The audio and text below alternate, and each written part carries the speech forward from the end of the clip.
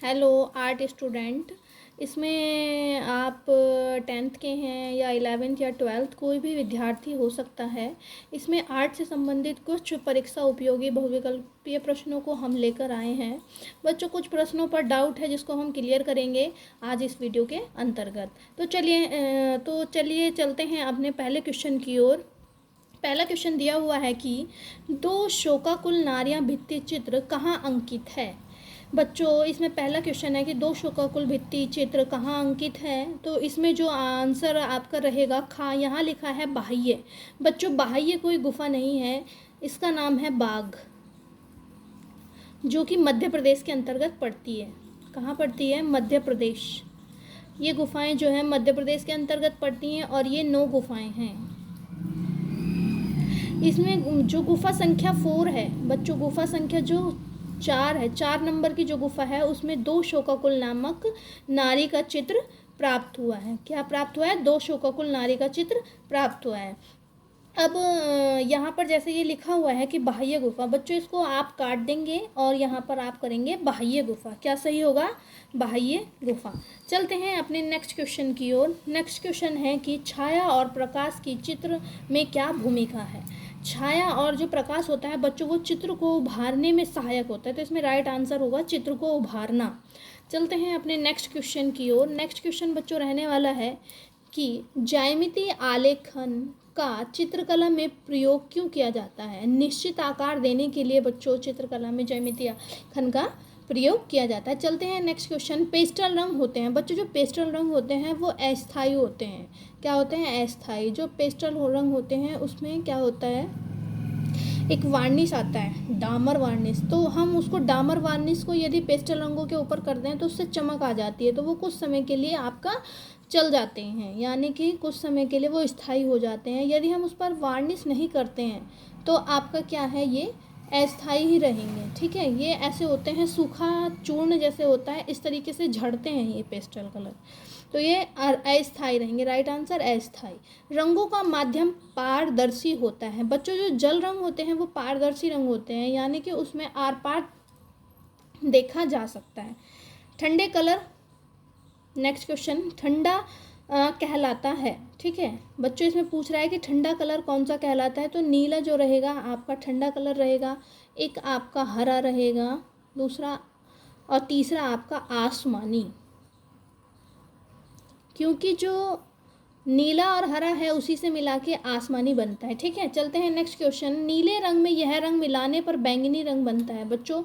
लाल रंग है जिससे मिलाने से आपका बैंगनी रंग बनता है। हम आपको वर्ण चक्र कराए थे, यदि आपको पता हो, जिन बच्चों ने वर्ण चक्र नहीं देखा है वो यहाँ पर फोकस करके अपना समझ लीजिए। मान लीजिए यहाँ पर हमारा पीला कलर है, कौन सा है? पीला। यहाँ है लाल, यहाँ है नीला और यहाँ है आपका हरा। तो बच्चों, जब पीला और लाल हम मिलाएंगे तो क्या बनेगा? बैंगनी, सॉरी, और नारंगी। क्या बनेगा? नारंगी बनेगा। ठीक है, और जब हम लाल और नीला को मिलाएंगे तो बनेगा बैंगनी, और नीला और हरा को मिलाएंगे बनेगा आसमानी, और हरा और पीला मिलाएंगे तो बनेगा धानी।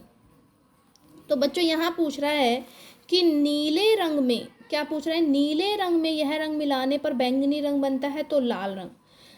चलते हैं नेक्स्ट क्वेश्चन पर। चित्र में गहरा रंग विशेषकर यह दर्शाता है, गहरा रंग जो दर्शाता है बच्चों घनत्व को दर्शाता है। चलते हैं नेक्स्ट क्वेश्चन की ओर। प्राकृतिक आलेखन को आकर्षक बनाएंगे, किस तरीके से हम प्राकृतिक आलेखन को आकर्षक बनाएंगे? विविध समायोजन जैसे लिखा है बच्चों। यहाँ प्राकृतिक आलेखन जो होता है उसमें फूल, पत्तियाँ, कलियाँ, तितली वगैरह आप बना सकते हैं, पशु पक्षी कुछ भी बना सकते हैं। तो इसमें राइट आंसर होगा विविध, यानी कि जो प्रकृति से संबंधित विविध हमारा समायोजन रहेगा, जैसे कि कली हो गया, फूल, पत्तियाँ और कोई पशु या पक्षी। ठीक है, हम इसको बना सकते हैं। तो इसमें राइट आंसर रहेगा विविध समायोजनों द्वारा। चलते हैं नेक्स्ट क्वेश्चन की ओर। आलेखन का सबसे महत्वपूर्ण अंग जो उसे संपूर्णता प्रदान करता है। बच्चों, जब हम आलेखन में लय रेखाओं का प्रयोग करते हैं या लयात्मक रेखाओं का प्रयोग करते हैं, उसी से जो है आलेखन सुंदर बनता है। चलते हैं नेक्स्ट क्वेश्चन की ओर। छत के केंद्र को अलंकृत करने के लिए यह आलेखन चित्रित किया जाता है। छत्र में जो आलेखन बनाते हैं यानी कि केंद्र का आलेखन, केंद्रीय आलेखन रहेगा। क्या रहेगा? मान लीजिए कोई छत है तो हमें उसके सेंटर में बनाना है, तो सेंटर में जब हम बनाएंगे तो गोल ही तो लेंगे। अब मान लीजिए कोने का कोई डिज़ाइन है, वो हम यहाँ नहीं ले सकते, केंद्र में नहीं ले सकते ना। कोने वाला यदि केंद्र में लेंगे तो भद्दा प्रतीत होगा। तो क्या है, कोने वाला छत के अगर डिज़ाइन में लेना है तो कोने में प्रयोग होगा, और केंद्र के लिए क्या रहेगा? गोल आलेखन या केंद्रीय आलेखन। चलते हैं नेक्स्ट क्वेश्चन की ओर। किनारी डिज़ाइन का उपयोग किया जाता है। बच्चों, किनारी, मान लीजिए किनारी आपकी छत की भी हो सकती है, उसमें भी हम बना सकते हैं, या साड़ी की भी किनारी हो सकती है। ठीक है, साड़ी की भी किनारी हो सकती है। तो यहाँ पर आएगा साड़ी की किनारी के लिए। इसमें छत के केंद्र के लिए दे रखा है तो ये नहीं होगा। केंद्र के लिए जो है आपका गोल आलेखन बनता है। ठीक है, तो यहाँ पर साड़ी की किनारी के लिए सही रहेगा। चलते हैं नेक्स्ट क्वेश्चन की ओर। फर्श के मध्य को सजाने के लिए इस इकाई का प्रयोग करते हैं। फर्श के मध्य यानी कि बीच को फूल, पत्तियों तथा कलियों द्वारा, या फिर इसमें ज्यामितीय आकारों द्वारा भी हम उसको सही कर सकते हैं। तो बच्चों, इसमें जो है ज्यामितीय आकार आप आंसर सही करेंगे। ज्यामितीय आकार द्वारा कौन सा आप सही करेंगे? ज्यामितीय आकारों द्वारा। यहाँ पर फूल, पत्ती तथा कलियाँ दी गई हैं। ये फर्श के मध्य के लिए पूछ रहा है। फर्श के मध्य को सजाने के लिए इस इकाई का प्रयोग करते हैं। बच्चों, ये ऑप्शन जो है रॉन्ग रहेगा। क्यों? क्योंकि आप ज्यामितीय आकारों द्वारा भी उसको डेकोरेट कर सकते हैं, फूल पत्तियों के द्वारा भी डेकोरेट कर सकते हैं, बट अब जो इसमें राइट आंसर रहेगा ज्यामितीय आकार रहेंगे, क्योंकि फूल और पत्तियां बहुत कम आपको देखने को मिलती हैं। चलते हैं नेक्स्ट क्वेश्चन की ओर। नेक्स्ट क्वेश्चन हमारा रहने वाला है डिज़ाइन को लेकर। डिज़ाइन को आलेखन कहते हैं क्योंकि इसमें प्रारूप बनाना आवश्यक होता है। यह आपका सही रहेगा। डिज़ाइन को आलेखन कहते हैं क्योंकि इसमें प्रारूप बनाना आवश्यक है। कोई भी प्रारूप आप बना सकते हैं। ठीक है, फिर चलते हैं अगले क्वेश्चन की ओर। आलेखन के लिए यह आकार उपयुक्त नहीं है। बच्चों, जो कोण होता है वो आलेखन के लिए उपयुक्त नहीं होता है। वृत्त में भी आलेखन बनता है, वर्ग में भी आलेखन बनता है, और त्रिभुज में भी आलेखन बनता है। चलते हैं नेक्स्ट क्वेश्चन की ओर। आलेखन में सबसे महत्वपूर्ण अंग जो उसे संपूर्णता प्रदान करता है, ये रिपीट हो गया है, लयात्मक सुंदर रेखाएं हैं। चलते हैं नेक्स्ट क्वेश्चन की ओर। बच्चों, ये प्राविधिक से संबंधित है, तो ये हमारा आलेखन चित्रकला से संबंधित नहीं है, तो इसको हम कट कर देते हैं। चलते हैं अगले क्वेश्चन की ओर। मुख्य रंग होते हैं। बच्चों, 3 रंग होते हैं मुख्य रंग। कौन कौन से? लाल, पीला प्लस नीला। इन्हीं को हम प्राथमिक कलर भी कहते हैं। निम्नलिखित में से द्वितीयक रंग होते हैं। द्वितीयक रंग बच्चों कौन सा है? यहाँ पर देखो लाल दिया गया है, ये रॉन्ग है बिल्कुल, क्योंकि ये प्राइमरी कलर है। इसमें से नारंगी जो है आपका द्वितीय कलर के अंतर्गत आता है। बच्चों, इन्हीं डाउट को क्लियर करने के लिए आज हम इस वीडियो को लेकर आए हैं। चलते हैं नेक्स्ट क्वेश्चन की ओर। ज्यामितीय डिजाइन का अधिकतर प्रयोग होता है मुसलमानी अलंकरणों में।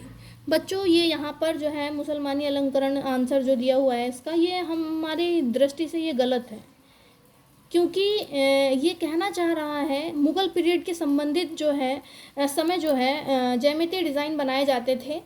तो यदि हम उस दृष्टि को देखें तो ये राइट आंसर हो सकता है, परंतु हम अगर अब की जनरेशन को देखते हैं तो ये आंसर आपका गलत रहेगा। ठीक है, ऑप्शन के अकॉर्डिंग पर ये सही रहने वाला है यदि हम देखें मुग़ल पीरियड को।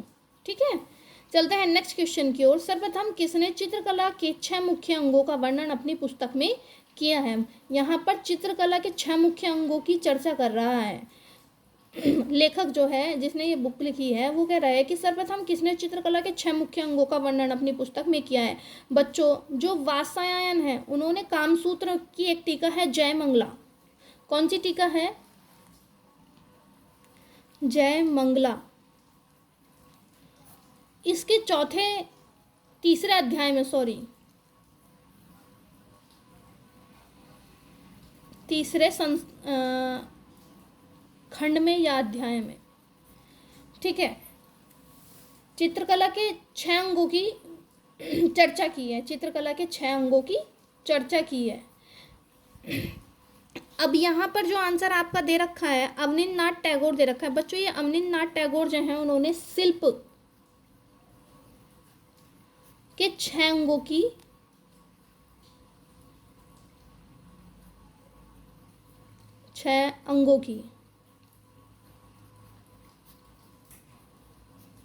चर्चा की है अपने पुस्तक शिल्पकला के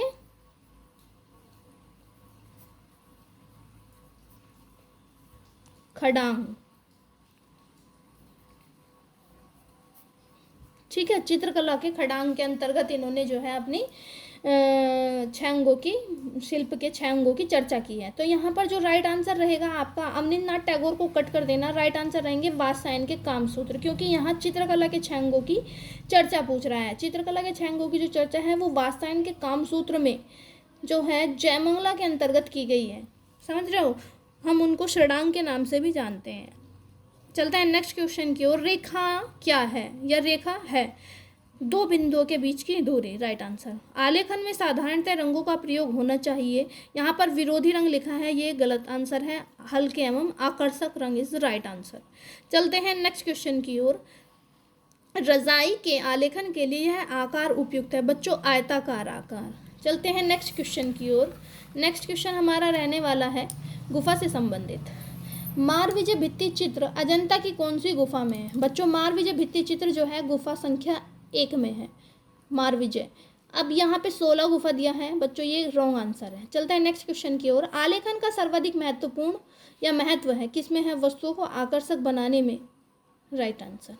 फिर है आलेखन में ज्यामिति का प्रयोग करते हैं निश्चित आकार देने के लिए। Right answer. यूरोपीय चित्रण पद्धति पर आधारित धार्मिक चित्र या यूरोपियन चित्रण पद्धति पर धार्मिक चित्र सर्वप्रथम किस भारतीय चित्रकार ने बनाए या इस भारतीय चित्रकार ने बनाई। बच्चों राजा रवि वर्मा हैं जिन्होंने सर्वप्रथम यूरोपीय चित्रण पद्धति पर धार्मिक चित्र बनाए हैं। बच्चों यही एक ऐसे कलाकार हैं जिन्होंने सर्वप्रथम जो हम आज अपने घरों में कैलेंडर वगैरह टांगते हैं उनका निर्माण इन्होंने किया था। सबसे पहले इन्होंने ही कैलेंडर हमारे जो घरों में लगे रहते हैं भगवान देवी देवताओं से संबंधित, वो राजा रवि वर्मा की ही देन है। इन्होंने सबसे पहले लिथोग्राफी प्रेस मुंबई में लगाया था और उसी के थ्रू इन्होंने अपने कैलेंडर वगैरह बेचने स्टार्ट किए थे। क्योंकि जो इनकी पेंटिंग होती थी वो धार्मिक उससे संबंधित होती थी, तथ्यों से या बिंदुओं से संबंधित होती थी।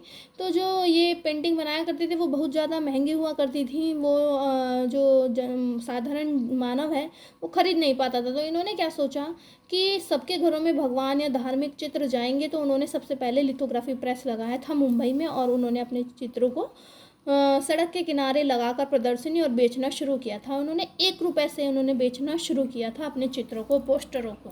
बच्चों ये कलाकार जो हैं आधुनिक चित्रकला के पिता भी कहे जाते हैं, आधुनिक चित्रकला के पिता भी कहे जाते हैं राजा रवि वर्मा। इनका जन्म जो है बच्चों सन 1848 में हुआ था, केरल के किन्नीमन्नूर में। कहाँ हुआ था, केरल के किन्नीमन्नूर में इनका जन्म हुआ था। और इन्होंने जो है अपनी पहली शिक्षा जो है प्रथम आरंभिक शिक्षा जो ली थी वो आलागिरी नायडू से ली थी। ठीक है, ये यूरोपीय चित्रण में कार्य करते थे। चलते हैं नेक्स्ट क्वेश्चन की ओर। राजा रवि वर्मा के चित्र का बड़ा संग्रह है, यानी कि इन्होंने अपने चित्रों को कहाँ सुरक्षित रखा है, चित्रा आर्ट गैलरी त्रिवेंद्रम। ठीक है, चलते हैं नेक्स्ट क्वेश्चन की ओर। बादामी गुफा कहाँ पाई जाती है। बच्चों यहाँ रायगढ़ लिखा है, रॉन्ग आंसर है रायगढ़। बादामी गुफा जो है बच्चों कर्नाटक के अंतर्गत है। कहाँ पाई जाती है, कर्नाटक के अंतर्गत पाई जाती है। बागलकोट, कर्नाटक के अंतर्गत एक स्थान पड़ता है बागलकोट, वहाँ पर जो है बादामी की गुफाएं पाई जाती हैं। तो राइट आंसर इस कर्नाटक। ऑप्शन के है नहीं ऑप्शन में, तो आप नोट कर लीजिए कर्नाटक या बागलकोट। चलते हैं नेक्स्ट क्वेश्चन की ओर। उत्तर प्रदेश में राज्य ललित कला अकादमी कहाँ है। बच्चों लखनऊ में है। फैब्रिक पेंटिंग के लिए यह माध्यम उपयुक्त है, एक्रेलिक कलर। ओस्टवाल के रंग चक्र में रंग होते हैं। बच्चों हम पीछे रंग चक्र भी बना चुके हैं। उसमें आपको बताया भी गया है कि कितने कलर होते हैं, 8 कलर होते हैं। हार्टमैन पेपर का प्रयोग किस माध्यम में होता है? जल माध्यम में होता है। हमजानामा का चित्रांकन, नेक्स्ट क्वेश्चन, किसके हमजानामा का चित्रांकन किसके शासन काल में हुआ था? यहाँ पर बच्चों अकबर हैं। ये कपड़े पर बनाई गई चित्रमल्लिका है, कपड़े पर बनी पुस्तक है, ठीक है, ये कागज पर नहीं बनी है। चलते हैं अपने नेक्स्ट क्वेश्चन की ओर। नेक्स्ट क्वेश्चन हमारा रहने वाला है तैल चित्रण से संबंधित। तैल चित्रण में इस तेल का प्रयोग करते हैं बच्चों, तारपीन का तेल या फिर अलसी का तेल। चलते हैं अगले क्वेश्चन की ओर। इस नंबर की पेंसिल गहरी चलती है, किस नंबर की पेंसिल? ये पूछ रहा है। ऑप्शन के अकॉर्डिंग जो हमारा रहने वाला है बी ऑप्शन रहेगा। यहाँ पर यदि हमारा 2 से लेके 10 तक, 10B तक कोई भी पेंसिल हो तो जो बढ़ते क्रम में रहेगी वो सबसे ज़्यादा गहरी पेंसिल रहेगी, समझ रहे हो। चलते हैं नेक्स्ट क्वेश्चन की ओर। नेक्स्ट क्वेश्चन हमारे रहने वाला है कि भारतीय चित्रकला में मानव आकृति का आदर्श प्रमाण क्या है? 108 अंगुल है बच्चों, 108 अंगुल। चलते हैं नेक्स्ट क्वेश्चन की ओर।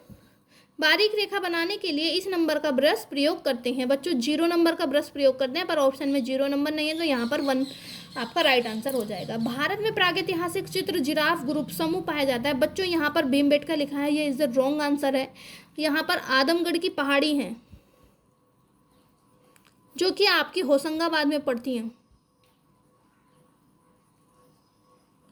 होशंगाबाद के अंतर्गत आपका क्या है, आदमगढ़ की पहाड़ी जो है वहाँ पर आपका जिराफ ग्रुप समूह जो है चित्र पाया जाता है, तो ये रॉन्ग आंसर है भीमबेटका। इसको सही कर लीजिएगा, आदमगढ़ या फिर होशंगाबाद, इसमें से आप लगा सकते हैं। चलते हैं अगले क्वेश्चन की ओर। बोधिसत्व वज्र प्राणी चित्र किस शैली के अंतर्गत आता है बच्चों? यहाँ पर अजंता रहेगा जो कि गुफा संख्या 1 में है। कौन सी में है? गुफा संख्या 1 में यह आपका चित्र पाया जाता है। अजंता गुफा मंदिर इस राज्य में बच्चों महाराष्ट्र में पढ़ते हैं, ठीक है। चलते हैं अगले क्वेश्चन की ओर। अजंता की किस गुफा मंदिर के मंडप की छत पर सर्वश्रेष्ठ आलेखन प्राप्त हुए हैं बच्चों? यहाँ पर जो गुफा संख्या 19 है इसकी छत पर जो है अभी तक जो चित्र हैं वो सुरक्षित हैं और सर्वश्रेष्ठ भी हैं। चलते हैं अगले क्वेश्चन की ओर। यहाँ पर लिखा है वारली, वारली नहीं होता वर्ली होता है, वर्ली पेंटिंग, ये महाराष्ट्र से संबंधित है। गरम रंग है बच्चों लाल, पीला और आपका नारंगी और आपका धानी, ये आपके गर्म कलर के अंतर्गत आते हैं। चलते हैं नेक्स्ट क्वेश्चन की ओर। भारत में प्रागैतिक, ये आपका रिपीटेड क्वेश्चन है, ऊपर भी आपका आ चुका है। चलते हैं नेक्स्ट क्वेश्चन की ओर। नेक्स्ट क्वेश्चन जो है हमारा रहने वाला है, ठंडा रंग है नीला और हरा, ठंडे रंग है नीला, हरा, नीला, बैंगनी। चलते हैं नेक्स्ट क्वेश्चन में। निम्न में से तटस्थ रंग है बच्चों काला और सफ़ेद तटस्थ रंग होते हैं। खजुराहो के विख्यात मंदिर इस राज्य में बच्चों, खजुराहो के जो मंदिर हैं वो मध्य प्रदेश के अंतर्गत पड़ते हैं, जो चंदेल शासकों द्वारा बनाए गए हैं। खजुराहो के मंदिर चंदेल शासकों द्वारा,